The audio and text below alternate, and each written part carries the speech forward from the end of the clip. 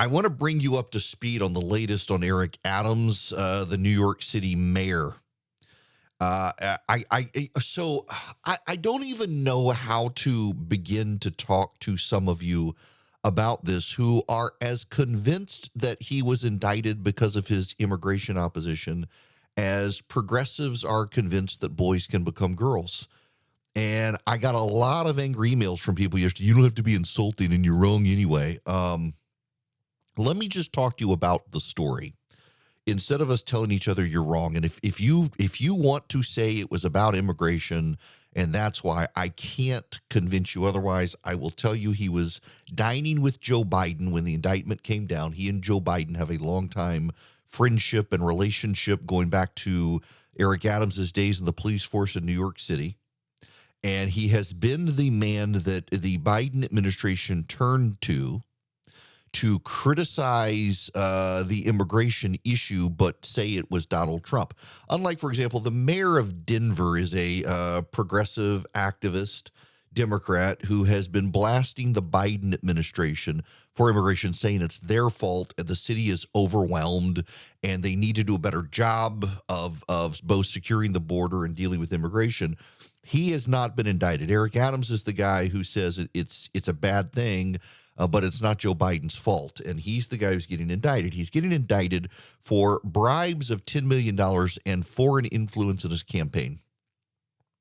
Now, a lot of people decided to be very subjective in how they covered this at first and said, wait a second. He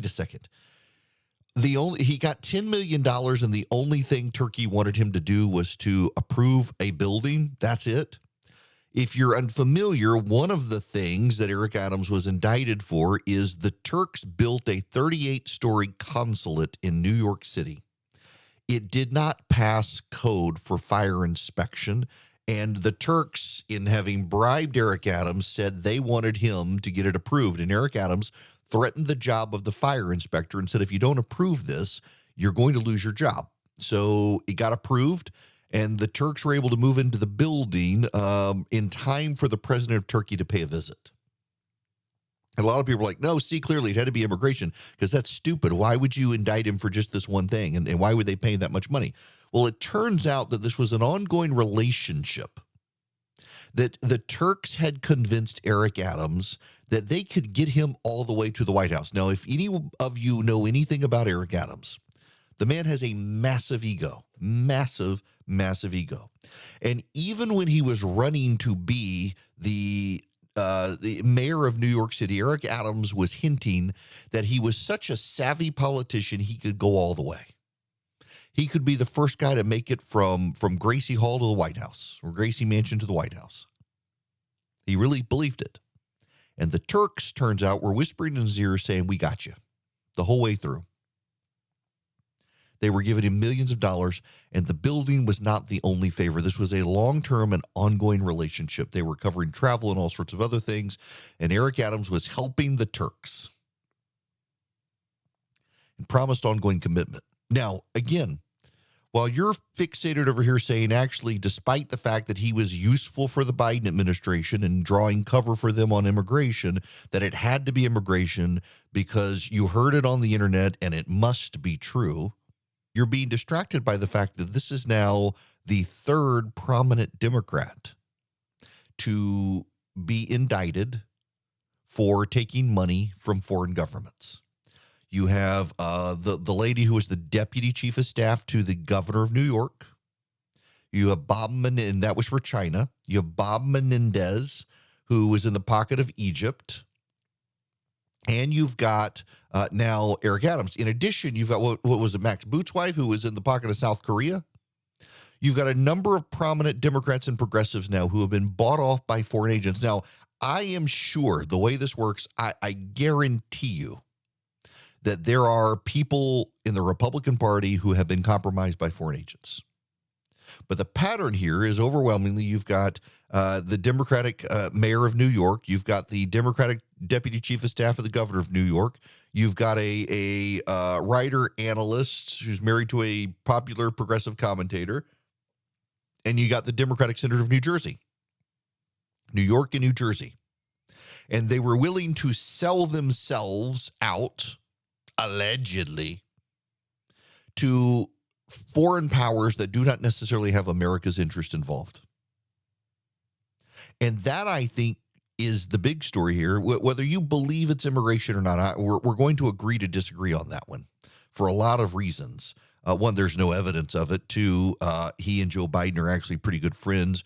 Three, he's the guy the Biden administration trusted to go on TV and complain about immigration and then say it's not Joe Biden's fault, it's actually Donald Trump's fault. They loved that he would do that. Pay no attention to all those things. But beyond that, you've got this foreign interference.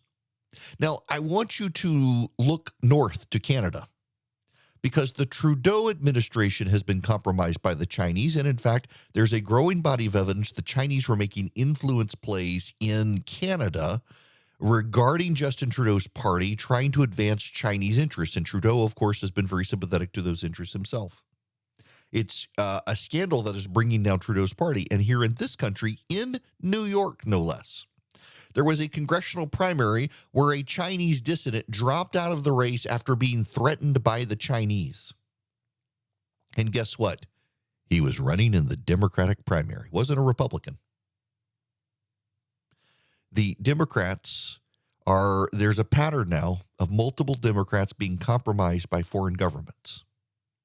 And I think that's a more important story here than your evidence-free speculation about immigration, because we have a lot of evidence of the Democrats being compromised by these foreign powers. And in being compromised by these foreign powers, they are not doing the bidding of their constituents. And here's the thing. I got to add this about Erick Adams, and this is the most, probably one of the more important things. Take him versus Marion Barry. Marion Barry was corrupt as all get out. Everybody knew it, and he kept getting a pass. When he was the mayor of Washington, D.C., aside of being a crackhead, he was extremely corrupt. And Marion Barry stayed in power and got reelected because he was competent in his corruption. Marion Barry made sure people were safe. Marion Barry made sure the roads, potholes were paved. Marion Barry made sure that there was not out-of-control crime in areas where the tourists went. Marion Barry made sure that garbage was picked up on time. You know, if anything, Erick Adams was probably indicted because he's forcing New Yorkers to use trash cans. That's a bigger scandal in New York City than the immigration stuff that a lot of them agree with him on. In New York City, they used to not use trash cans. Marion Barry, Erick Adams did a big commission. And you know this commission solution for rats and things like that in New York? People got to use trash cans now. They're not happy. They used to throw in their trash bags on the street and Public Works picking them up. Now they got to use trash cans, and the people aren't happy in New York.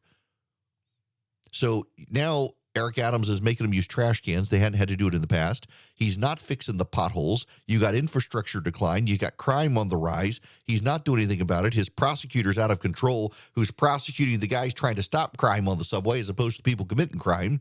People aren't happy with Erick Adams for a lot of reasons. But he, like a number of Democrats, has been taking money from the Chinese, not the Chinese, the Turks, others from the Chinese, and using it to advance those countries' interests in the United States of America. It's a damning indictment on Erick Adams. He wasn't competent, and he was corrupt. A corrupt politician who's competent can get away with a lot. I'm from Louisiana. I know these things. Erick Adams was corrupt, and he wasn't even competent. The other dangerous thing here to me, though, is how many people on the right immediately rush to immigration because it's how they felt a connection to him. They don't know anything about Erick Adams. They don't know about his incompetence. They don't know about his socially progressive views on everything else. They don't appreciate that the Biden administration has been allowing him to go say these things because he defends them from Donald Trump and makes it about Donald Trump. They just know he's criticized the Biden administration on immigration or criticized immigration policies. They don't even understand that it's been an attack on the Trump administration, not an attack on the Biden administration. So they immediately say, aha, that's why he got indicted. $10 million in bribes from the Turks and a promise to get him all the way to the White House as president of the United States over time. A long, ongoing relationship with lots of favors between him and the Turks. It is a pattern of Democrats. I actually think the Democrats are happy that a lot of conservatives immediately said, hey, this is an immigration thing. That's why they're indicting him, because then you're not paying attention to the deputy chief of staff of the governor of New York, the senator from New Jersey, the wife of the progressive commentator at the Washington Post, and now the mayor of New York City, all compromised by foreign agents and entities to do the bidding of the foreigners instead of the Americans. not exactly America first.